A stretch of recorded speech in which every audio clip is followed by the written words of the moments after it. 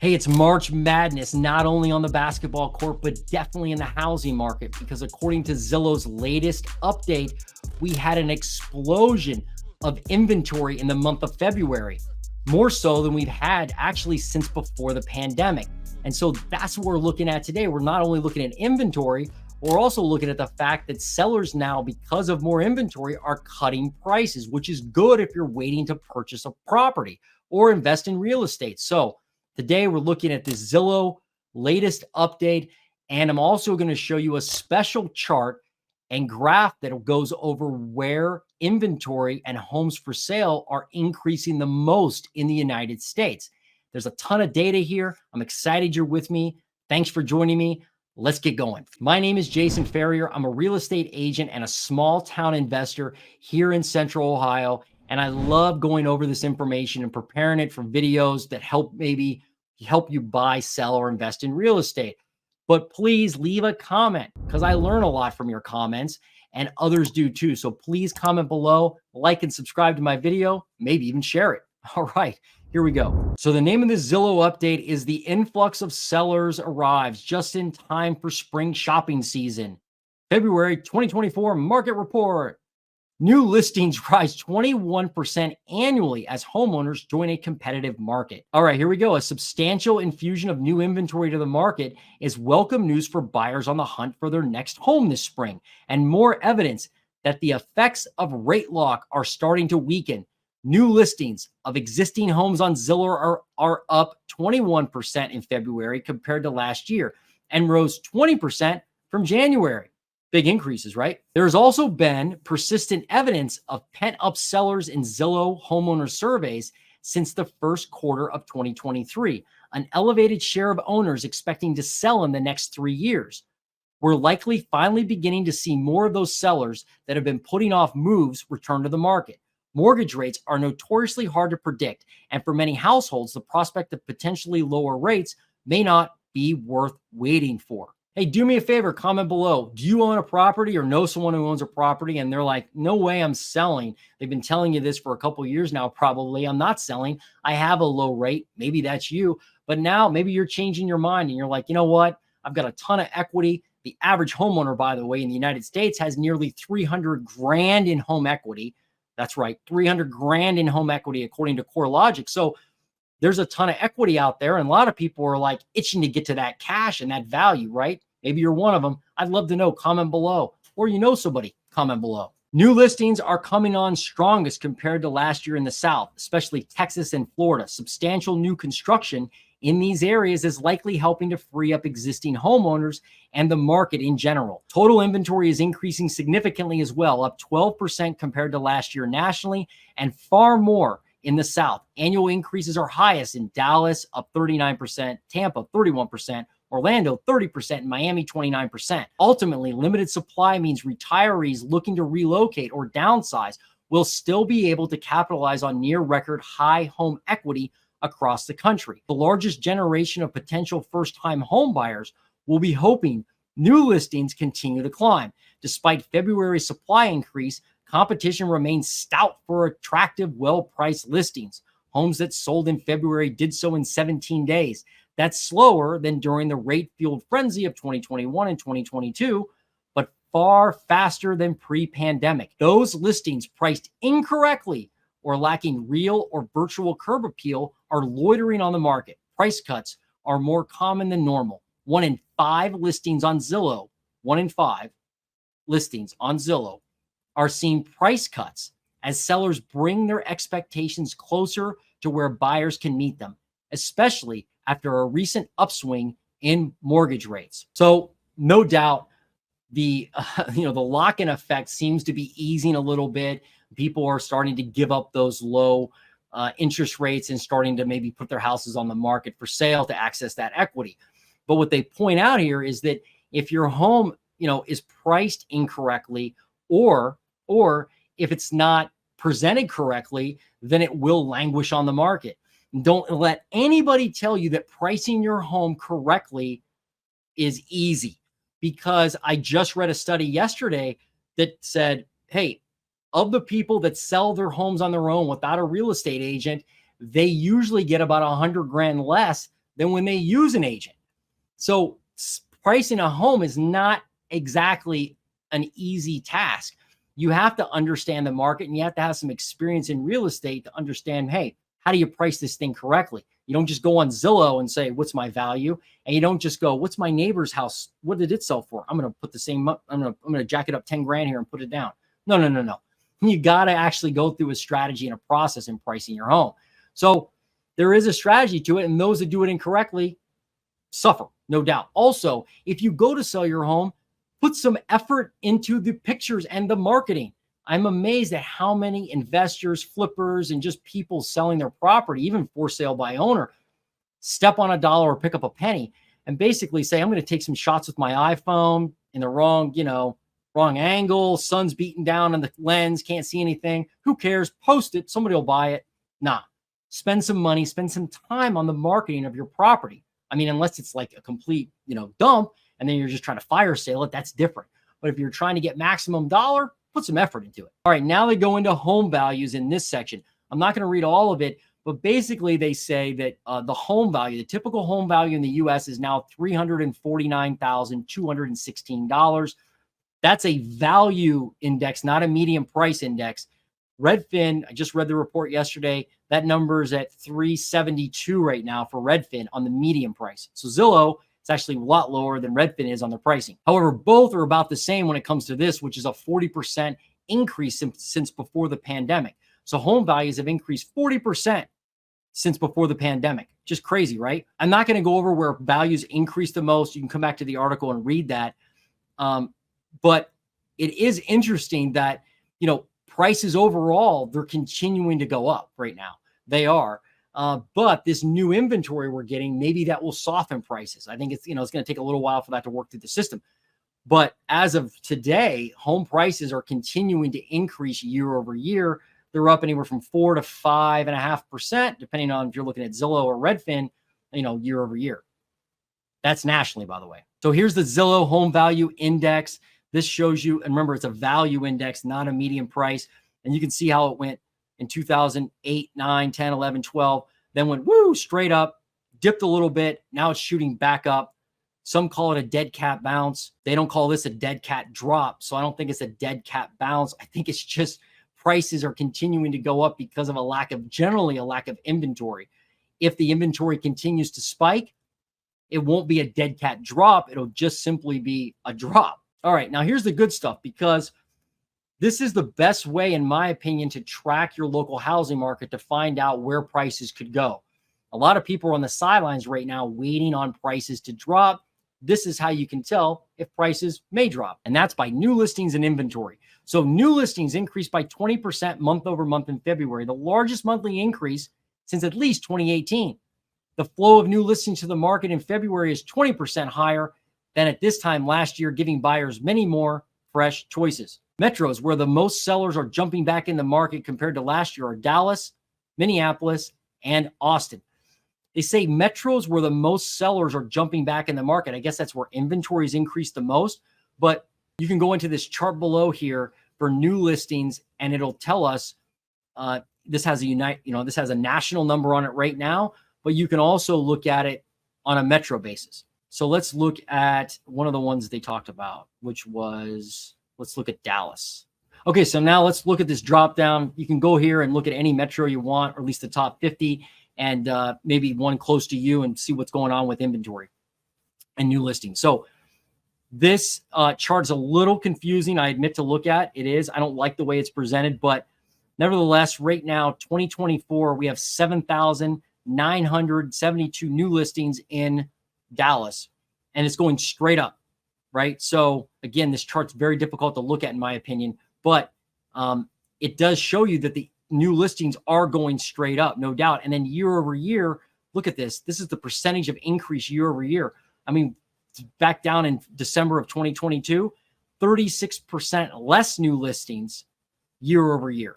Now, 50% more new listings year over year. If you're in Dallas, comment below. I'd love to know what's happening in Dallas. And why is inventory exploding or new listings exploding? Okay, now let's go out and look at total inventory. That was new listings. This is total inventory. Total inventory in February, the number of listings active at any time during the month rose 3.4% from January. There were 12% more listings active in February compared to last year. Inventory rose annually in 33 of the 50 largest U.S. markets, growing the most in Dallas, Tampa, and Orlando. So let's look at this. Let's go back to Dallas and see where we are with that. All right, Dallas, Texas. You've no doubt 21,000 homes for sale right now. Remember, they had a 50% increase year over year in new listings. And so now they have 21,000, almost 22,000 houses for sale. This time last year, 16,648 houses for sale. So yeah, I mean, if you're in Dallas, again, please comment below if you know what's happening there. But man, there's like 6,000 more active homes for sale. That's a lot, right? I mean, it's a big increase. If you're out there hunting for a home versus last year, a lot more choices now. All right, let's finish up the article because I'm going to show you another chart after this article that's just, it's way better than what you're looking at now as far as data goes, much easier to read. Attractively priced and well-marketed homes are selling quickly. Told you guys. Listings that sold in February stayed on the market just 17 days before going under contract. That's slightly slower for this time of the year than 2021 or 2022, but far faster than before the pandemic. But poorly prepared or priced listings are still lingering on the market. The average time on Zillow for all homes was 53 days, which is longer than normal for this time of year. So homes are sitting longer. Homes in general, if you look at all the houses in general, sitting longer, they're saying. Here are the price cuts. Now we get to the good stuff. Sellers are adjusting to the market with price cuts. In February, 1 in 5 homes on Zillow had a price cut, about 5 percentage points higher than pre-pandemic norms. Price cuts are most common in Tampa, Phoenix, San Antonio, Jacksonville, and Nashville. 24.3% of all homes sold above their list price in January of 2024. That's compared to 21% that sold over list a year before and 26% that sold over list in December of 23. It's weird they don't have February's data in there, but they don't. Okay, so I was going to show you guys this chart that shows days on market, but it's actually not days on market because when I click on it, it says shares sold above list price, 4,400%. I don't know if this is number of days or not. Maybe it is, but I'm not gonna fool with it because, quite frankly, I don't trust that data if they don't label it right. All right, share of listings with a price cut. This is the good stuff. So this is where you can see where price cuts are happening the most. And what we want to pay attention to is, we see this chart, we see this graph now and go, hey, like, for instance, we see this chart and we go, all right, Miami, Florida, 23.8% of homes had a price cut. Is that a lot? Well, maybe it is, maybe it's not. But let's go back to another year and see how it is in the same month. February of 23. Okay, so we know that 23% of homes had price cuts in Miami in February of 2024. But let's go back and look historically and see how that looks. So Miami, Florida, 19% in 2023. So still almost 20% of the homes, but not 23%. Let's go back before the pandemic and see what it shows us. Let's go back to February of 2019, 20.5. So, it's definitely more than before the pandemic. So the price cuts in Miami, for instance, definitely higher than before the pandemic. Okay, so let's go look at another area. I'm in Ohio, so let's look at Ohio. Columbus, Ohio, 20.7% of properties had a price cut, of listings had a price cut in month of February. All right, now let's go back and look at pre-pandemic and see where we are. Columbus, Ohio, 16.9. Again, more. So far, the two spots we've looked at, Miami and Columbus, both of them have more price cuts than they did before the pandemic as far as share of homes. Okay, let's try one more here. San Diego. Let's do San Diego, California. So in 2019, San Diego had 21% of the listings had price cuts. Now let's fast forward to today in our time machine here. San Diego, 16.8. So, it's a pretty good indicator. There are more price cuts out there. There's no doubt. My assumption is, at least in Ohio, I can see the numbers and tell you that a lot of it are just homes that are just priced way outside the median. So like in Columbus, homes are priced around $300,000, $310,000, $315,000 around there.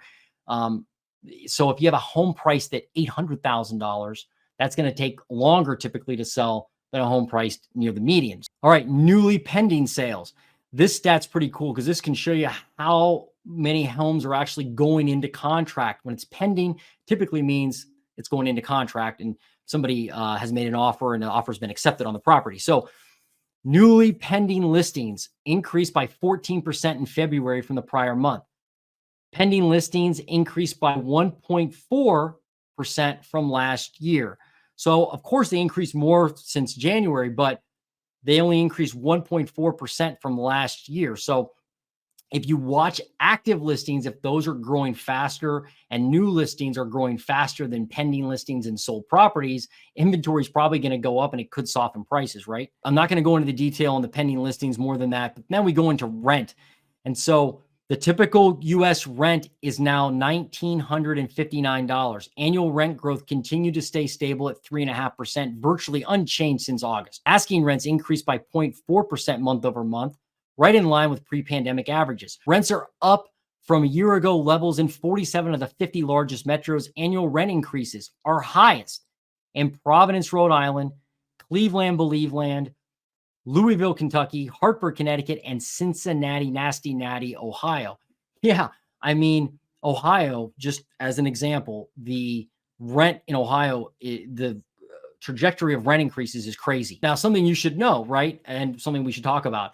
As a landlord, I do own rental units. I do own single family houses. I own apartment buildings, duplexes and triplexes. I like duplexes and triplexes. That's kind of my jam. But I have increased rent since the pandemic. I do increase rent every single year. I do.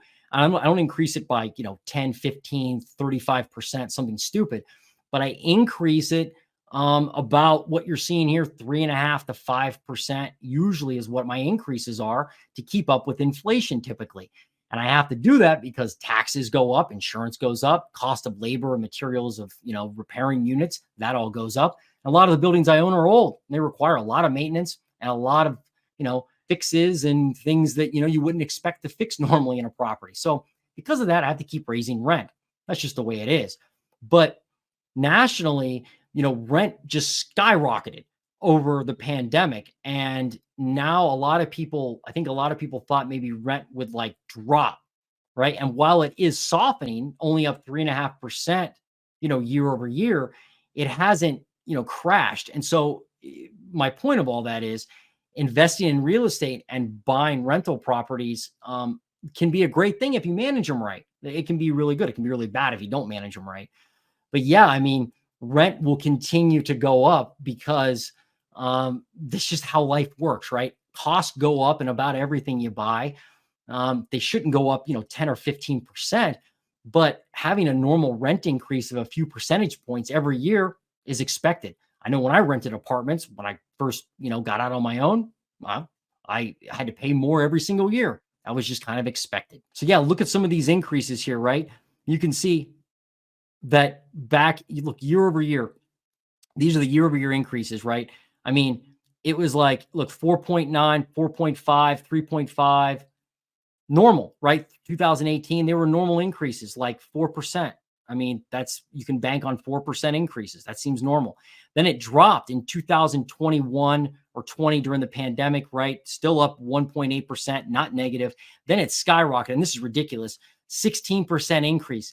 I'm not sure who's increasing rent 16%, but that's just not cool. That's just not cool, right? I mean, that's ridiculous. Unless you buy a building, the rents are like $100. Well, then you may have to increase it by more than 16% to get it to market rent. But like slapping somebody with a 16% increase, man. So now back down to 3.5%, normal. Okay, so that was the Zillow data, but we're going to also take this Zillow data now, use a company called Resiclub Analytics, and look at what they have to say, because they show inventory in a much different way. And I think you're going to find it really helpful. So this chart is the inventory shift in America's 40 largest metro area housing markets.